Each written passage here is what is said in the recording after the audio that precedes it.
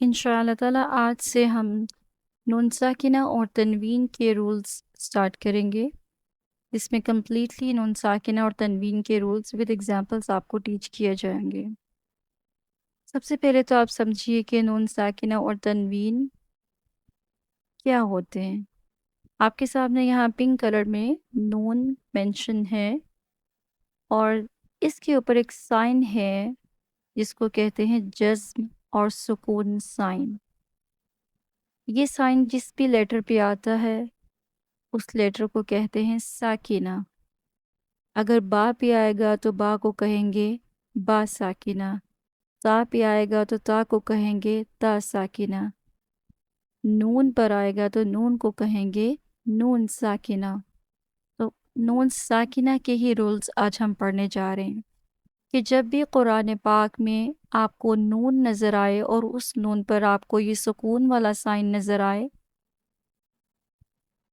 तो वहाँ पर आपने उस नून को इग्नोर नहीं करना। अब डेफिनेटली वहाँ पे कोई ना कोई उसूल है, रूल है।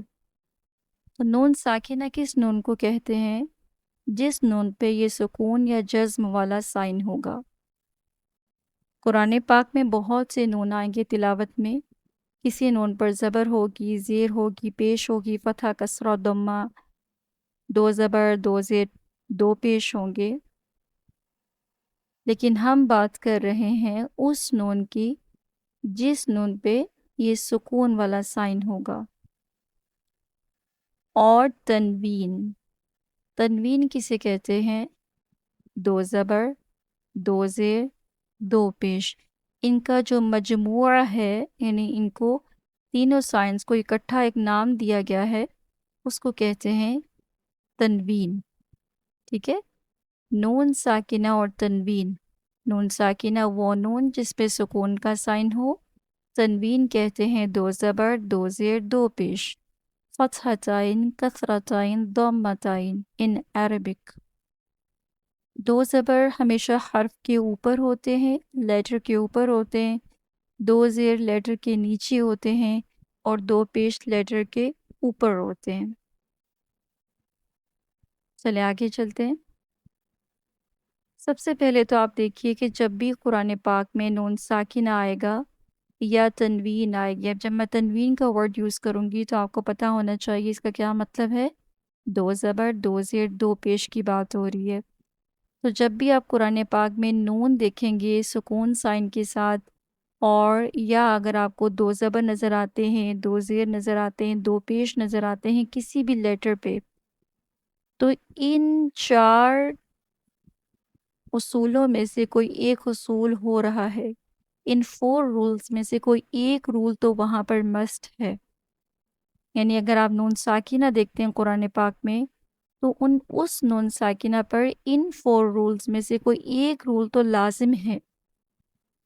और अगर आप दो ज़बर देखते हैं किसी भी लेटर पर तो उस लेटर पर इन 4 रूल्स में से कोई एक रूल लाजिम हो रहा है। अगर आप दो ज़ेर देखते हैं किसी भी लेटर पर तो उस लेटर पर भी इन 4 रूल्स में से कोई एक रूल लाजिम है। अगर आप दो पेश देखते हैं कुरान पाक में तो फिर भी इन 4 रूल्स में से एक रूल लाजिम है। तो देखिए ये रूल्स कौन से हैं। सबसे पहले है इदगाम, इदगाम, देन इक़लाब, इक़लाब, देन इज़हार, इज़हार, and then इख्फा, इख्फा। अब ये 4 मेन रूल्स हैं कुरान पाक में जो कब होते हैं? जब आप नून साकिना को देखेंगे या जब आप दो ज़बर देखेंगे, दो ज़ेर देखेंगे, दो पेश देखेंगे। और उसके साथ फिर इनकी पहचान लाजिम है कि आपको ये रिकग्नाइज़ करने आने चाहिए। क्या हर नून साकिना पे इदगाम होगा? नहीं, कभी उस पे इक़लाब भी हो सकता है, कभी इज़हार भी हो सकता है, कभी इख्फ़ा भी हो सकता है। क्या सारे दो ज़बर पर इदगाम होगा? नहीं, कभी दो ज़बर पे इदगाम होगा, इक़लाब होगा, इज़हार होगा, इख्फ़ा होगा। کبھی دو زیر پر ادغام ہوگا، انقلاب ہوگا، اظہار ہوگا، اخفا ہوگا، اور کبھی دو پیش پر بھی ادغام ہوگا، انقلاب ہوگا، اظہار ہوگا، اخفا ہوگا۔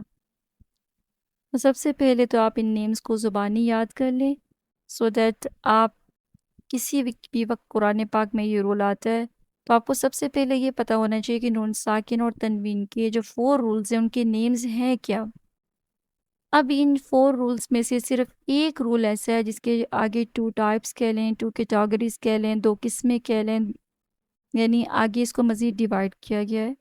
اقلاب، اظہار، اخفا، ان کے آگے کوئی ٹائپس نہیں ہیں۔ ادغام کی 2 ٹائپس ہیں، دیکھیے ادغام با غنہ اور ادغام بلا غنہ، ٹھیک ہے۔ ابھی آپ صرف نیمز کو سمجھیے اور انشاءاللہ تعالی آگے آپ کو مزید اس کو ایکسپلین کیا جائے گا کہ یہ با غنہ کیا ہوتا ہے اور بلا غنہ کیا ہوتا ہے۔ تو نیمز یاد رکھیں، ادغام با غنہ، ادغام بلا غنہ۔